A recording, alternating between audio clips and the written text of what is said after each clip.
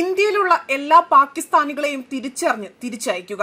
സംസ്ഥാനത്തെ എല്ലാ മുഖ്യമന്ത്രിമാർക്കും നിർദ്ദേശം നൽകി കേന്ദ്ര ആഭ്യന്തരമന്ത്രി അമിത്ഷാ. ഇനി ഒരു നിമിഷം പോലും ഇവരെ ഇന്ത്യയിൽ തുടരാൻ അനുവദിക്കുകയില്ല. മനുഷ്യനെ പച്ചയ്ക്ക് കൊന്നു തിന്നാൻ മടിയില്ലാത്ത മതഭ്രാന്തന്മാർ അരങ്ങുവാഴുന്ന പാകിസ്ഥാൻ മണ്ണിൽ ഇനി ഇന്ത്യ സംഹാര താണ്ഡവം ആടാനൊരുങ്ങുകയാണ്.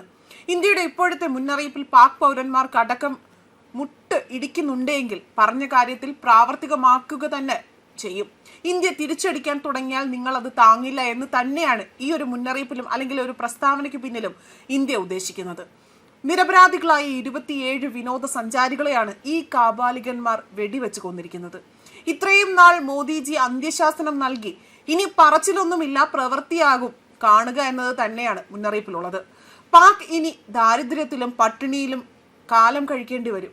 ആ ഒരു കാലം വിദൂരമല്ല എന്ന് തന്നെയാണ് ചില രാഷ്ട്രീയ നിരീക്ഷകരടക്കം വിലയിരുത്തപ്പെടുന്നതും. അതേസമയം ജമ്മു കാശ്മീരിലെ പൽഹാമിൽ നടന്ന ഭീകരാക്രമണത്തെ തുടർന്നുകൊണ്ട് 5 ഘട്ടങ്ങളിലായുള്ള നിയന്ത്രണ പ്രഖ്യാപനമാണ്. അതിന്റെ ഭാഗമായി പാകിസ്ഥാൻ പൗരന്മാർക്കുള്ള എല്ലാ വിസകളും റദ്ദാക്കിയതായി ഇന്ത്യ അറിയിച്ചിരിക്കുകയാണ്. പ്രത്യേകിച്ചും ഏപ്രിൽ 27 മുതൽ എല്ലാ വിസകളും റദ്ദാക്കുമെന്ന് ഇന്ത്യ അറിയിച്ചു. മെഡിക്കൽ വിസകൾക്ക് 48 മണിക്കൂർ കൂടി സാധുത മാത്രമേ ഇനി ഉണ്ടായിരിക്കുകയുള്ളൂ എന്നതാണ് അറിയാൻ സാധിക്കുന്നത്. ആക്രമണം ആസൂത്രണം ചെയ്തതിലും അതുപോലെ തന്നെ നടപ്പിലാക്കിയതിലും പാകിസ്ഥാൻ പങ്കാളിയാണ് എന്നതിന് തെളിവുണ്ട് എന്നും ഇന്ത്യ അറിയിച്ചിട്ടുണ്ട്. കാരണം കഴിഞ്ഞ ദിവസം America, United kingdom, Italy, France, Germany, Russia, China എന്നീ രാജ്യങ്ങളിലെ മുതിർന്ന വിദേശകാര്യ നയതന്ത്രജ്ഞരെ വിദേശകാര്യ സെക്രട്ടറി വിക്രം മിസ്രി ഈ തെളിവ് കാണിച്ചുവെന്നാണ് റിപ്പോർട്ടുകൾ പുറത്തു വന്നിരിക്കുന്നത്. പഹൽഗാം ഭീകരാക്രമണത്തെ തുടർന്ന് പാകിസ്ഥാനികൾ ഇന്ത്യ വിടണമെന്ന കേന്ദ്ര സർക്കാരിന്റെ കർശന നിർദ്ദേശത്തിന് പിന്നാലെ ഇപ്പോൾ പാക് പൗരന്മാർ പലായനം ചെയ്യാൻ ആരംഭിച്ചതായും റിപ്പോർട്ടുകൾ പുറത്തു വന്നിട്ടുണ്ട്. പഞ്ചാബിൽ താമസിക്കുന്ന പാകിസ്ഥാനികൾ അമൃത്സറിലെ വാഘ അട്ടാരി അതിർത്തിയിലേക്ക് എത്തി തുടങ്ങിയിരിക്കുകയാണ്. വെടിനിർത്തൽ കരാർ ലംഘിച്ചുകൊണ്ട് ഇന്ത്യൻ സൈന്യത്തിന് നേരെ പാക് സൈന്യം വെടിയുതിർക്കുകയാണ് ചെയ്തതും. നിലവിൽ സ്ഥിതിഗതികൾ മോശമാകുന്നതിനെ തുടർന്നാണ് പലായനം നടക്കുന്നതും. പഹൽഗാം ഭീകരാക്രമണത്തിന്റെ പശ്ചാത്തലത്തിൽ പാകിസ്ഥാനെതിരെ കേന്ദ്ര സർക്കാർ സ്വീകരിച്ച കടുത്ത തീരുമാനങ്ങളിൽ ഒന്നായിരുന്നു പാകിസ്ഥാനികൾ ഇന്ത്യ വിടുക എന്നത്. ഏതാനും ദിവസങ്ങൾക്കുള്ളിൽ തന്നെ ഇന്ത്യയിൽ നിന്ന് പലായനം ചെയ്യുമെന്ന് കേന്ദ്ര പാക് പൗരന്മാരുടെ നിർദ്ദേശവും നൽകിയിരുന്നു. ഇരു രാജ്യങ്ങൾക്കും ഇടയിലെ ഏക വ്യാപാര പാതയായിരുന്നു വാഘ അതിർത്തി. ഇത് അടച്ചിട്ടിരിക്കുകയാണ്.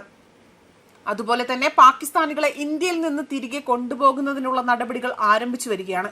ഉത്തർപ്രദേശിലെ വിവിധ നഗരങ്ങളിൽ താമസിക്കുന്ന പാകിസ്ഥാനികളെ തിരികെ അയക്കാനുള്ള ശ്രമങ്ങൾ ആരംഭിച്ചിട്ടുമുണ്ട്. യുപിയിൽ താമസിക്കുന്ന പാകിസ്ഥാൻ പൗരന്മാരുടെ വിവരങ്ങൾ ശേഖരിച്ചു വരികയാണ്. ഇതുമായി ബന്ധപ്പെട്ട് കഴിഞ്ഞ ദിവസമാണ് മുഖ്യമന്ത്രി യോഗി ആദിത്യനാഥിന്റെ വസതിയിൽ യോഗം ചേർന്നതും. ഭീകരാക്രമണത്തിന് മുന്നറിയിപ്പായി പാകിസ്ഥാനെതിരെ 5 പ്രധാന നയതന്ത്ര തീരുമാനങ്ങൾ ഇന്ത്യ കൈക്കൊള്ളുകയും ചെയ്തിരുന്നു. സിന്ധു നദീജല കരാർ താൽക്കാലികമായി തന്നെ നിർത്തിവെച്ചു. അട്ടാരി അതിർത്തി അടച്ചുപൂട്ടി. അതുപോലെ തന്നെ ഇന്ത്യയിലുള്ള പാകിസ്ഥാൻ പൗരന്മാരോട് രാജ്യം വിടാൻ ഉത്തരവിടുകയാണ് ചെയ്തതും. ഇസ്ലാമാബാദിലെ ഇന്ത്യൻ മിഷനറിയിലെയും അതുപോലെ തന്നെ ന്യൂഡൽഹിയിലെ പാകിസ്ഥാൻ ഹൈക്കമ്മീഷനിലെയും ജീവനക്കാരെ കുറയ്ക്കുകയും ചെയ്തു. ഇന്ത്യക്കും പാകിസ്ഥാനും ഇടയിലുള്ള ഏക പ്രവർത്തനക്ഷമമായ അട്ടാരിയിലെ ഇന്റഗ്രേറ്റഡ് ചെക്ക് പോസ്റ്റും ഉടനടി തന്നെ അടച്ചിട്ടിരിക്കുകയാണ്. ന്യൂസ് ഡെസ്ക് കർമ്മ ന്യൂസ്.